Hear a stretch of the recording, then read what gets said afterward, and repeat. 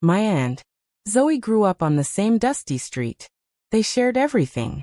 The same secondary school uniform, the same plate of jollof rice, and the same burning desire to see their names in lights. They were inseparable. Every morning they woke before sunrise, sharing breakfast and secrets. Zoe braided Maya's hair. Maya helped tie Zoe's shoelaces. Each morning they silently promised, "We face the world together." In school, while other kids doodled hearts and flowers, they scribbled scripts in the margins of their notebooks. They acted out every scene, borrowing classrooms, hallways, and backyards as their stages. At home in their tiny bedroom, they rehearsed AMVC speeches. Maya would stand on the bed, Zoe clapping at her feet. "I accept this award on behalf of Zoe. And I accept mine on behalf of Maya." They walked miles to open casting calls, heels blistered, notebooks full of notes. When one failed, the other cried with her. When one succeeded, the other celebrated like it was her own win. They gave each other everything. Money, time, energy, courage. Every night they whispered their pact. No matter who gets there first, we pulled the other up. It wasn't just words. It was their bond. Unbreakable, so they thought. Finally, a life-changing audition came for the first daughter, a big-budget movie. Maya and Zoe arrived together, hearts pounding, holding hands. "This is it," Maya whispered. "No," Zoe corrected her. "We are getting this." They entered the waiting room, eyes wide at hundreds of beautiful, hungry faces. Maya and Zoe were the last two standing after the preliminary rounds. They remained in the waiting room for the final callback. While Maya stepped aside to use the bathroom, she overheard the director talking to his assistant. "Zoe has a slight edge. We want her for the lead. Maya will be second choice." Maya's stomach dropped. If Zoe got the role, Maya would once again be the friend of the star. When she returned, she forced a worried look. "Zoe, I heard the assistant whisper something." The director moved the meeting across town. "You have to leave now or you'll be late." Zoe, trusting her friend completely, grabbed her bag. "Are you sure?" she asked. "Go. I'll tell them you're on the way." Maya insisted, giving Zoe her last bit of transport money. Zoe ran, heart racing, only to arrive at an empty studio. The director never saw her. 2 minutes later, Maya walked into the director's office. "Sir, Zoe said she got another offer this morning. She wants you to give me the role if it's still available." The director, frustrated with Zoe's unprofessionalism, pushed the contract across the table. Maya signed it without hesitation. When Zoe returned, confused, shaking, eyes red, Maya was waiting with perfectly timed tears. "I'm so sorry," Maya cried. "I must have misheard. While you were gone, they got tired of waiting and gave the role to me. I tried to stop them. I swear." Zoe collapsed into her arms.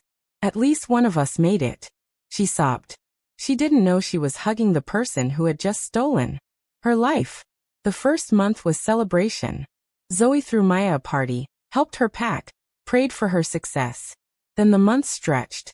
Maya became a face on billboards, a name in international magazines. Interviews began where she cried about her lonely struggle and called herself self-made. When Zoe called, Maya's assistant answered, "She's on set. She'll call back." She never did. Zoe stayed in the same dusty room, staring at the empty bed, watching Maya on TV, waiting to hear her name mentioned. It never was. The silence hurt more than rejection. Maya became a spasta almost overnight. She moved into a penthouse and stopped taking Zoe's calls. Fame didn't free Maya. It exposed her. Every interview reminded her of Zoe. Every praise made her wonder. Would they love her more if they knew the truth? So Maya did something worse than silence. She became careful. When Zoe applied for small roles, Maya casually mentioned to casting directors, "She's talented but unstable. She struggles with discipline. She can't handle pressure." She never lied loudly. She just planted doubts. When a director once said, "She reminds me of you," Maya smiled and replied, "Exactly why I wouldn't recommend her." Zoe never knew why doors closed, only that they always did. Zoe kept trying. Smaller auditions, short films, background roles. Every rejection chipped away at her confidence. Every silence felt personal. She watched Maya win awards. She blamed herself, her voice, her face, thinking she wasn't good enough. She never suspected betrayal because betrayal from love feels impossible.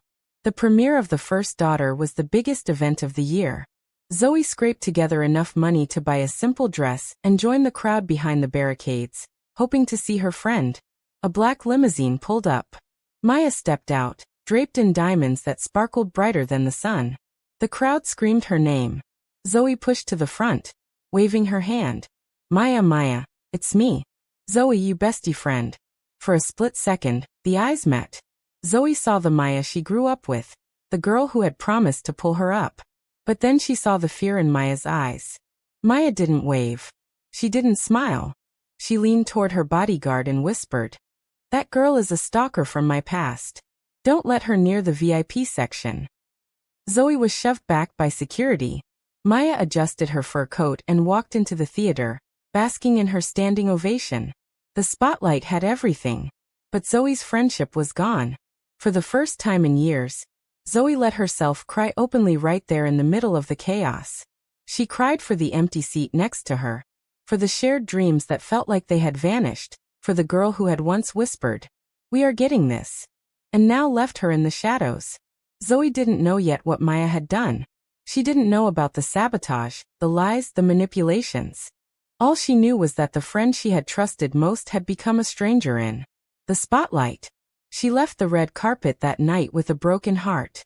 2 years later, Zoe stumbled upon the truth. She had been walking past the casting studio when she overheard staff talking about Maya's role in the first daughter. Funny thing, Maya wasn't even supposed to get it. The other girl was the original choice. Zoe froze. Her stomach dropped, her heart pounded. The missed callbacks, the empty studio, the strange directions, it all made sense now. Every moment of confusion and pain, every tear she had shed for Maya's success came rushing back. For a moment, she wanted to run inside and scream. Her mind raced. How could she betray me like this? All these years. But then she took a deep breath. She remembered all the nights they had stayed up practicing their AMVCA speeches on the bed in their small room, pretending the hairbrush was a microphone, dreaming together. That closeness, that bond, it had been stolen from her. Tears blurred her vision, but she didn't move right away. She let the anger and sadness sit with her. This was the moment she realized the full weight of what had happened. She knew she had to confront Maya. Zoe went to Maya's penthouse, her hands trembling but her mind clear. She knocked, the door opened a crack. "What are you doing? What are you doing here?" "I know what you do." Maya slid, clearly drunk, her voice sharp. "I know everything, Maya," Zoe said quietly, stepping forward. "Every audition, every lie, every step you took to keep me from the spotlight. I know how you sabotaged me." Maya's eyes widened, panic flashing across her face. She tried to slam the door, but Zoe pushed it open just enough to step inside. You don't understand, my estimate. I had to survive. I had to make it. If you had gotten the role, it would have been over for me." "You didn't just survive," Zoe said, voice trembling. "You stole my life, my dreams. My chance to stand there on that stage with you." Maya backed into the living room, swaying, grabbing a glass of wine. "I'll pay you anything. Every coin I make from now on, it can be yours. Just don't tell anyone. Please, Zoe. I beg you." Zoe's eyes burned. "And you think that fixes it? That I can just take your money and forget? Do you even see what you've done to yourself?" Maya sank onto the couch, covering her face with her hands. I can't sleep. I drink to forget. I'm haunted. Zoe. Every award, every red carpet, it's poison. I can't even look at it without thinking of you." Zoe took a slow step closer, looking around at the penthouse. Everything was perfect, expensive furniture, sparkling diamonds, but the emptiness was unbearable. "You traded your soul for all of this, didn't you? You wanted fame so badly. You destroyed the only person who loved you for who you really are." Maya lifted her head, tears running down her face. I thought I was protecting myself. I thought if you ever got close again, you'd outshine me. I was scared. So scared I'd be nothing without this. Please don't make me pay more than I already am." Zoe's shoulder slumped. For a moment, she thought about yelling, about taking everything Maya had earned for herself. But then she saw it. The truth in Ma's hollow eyes. The prison she had built for herself. I'm not taking anything from you, Zoe said quietly. I'm not forgiving you either. I just see you now. You're already leaving the punishment for what you did. I don't need to add to it. Maya whispered. I don't deserve peace. I don't deserve anything. No, Zoe said softly, shaking her head. You got everything you wanted and lost the only thing that could have made it worth it. Zoe turned and walked to the door. She paused, looking back once. I hope one day you can forgive yourself, Maya. That's the only way you'll ever be free. And with that, she left. Maya sat alone in the penthouse, surrounded by luxury, but drowning in emptiness.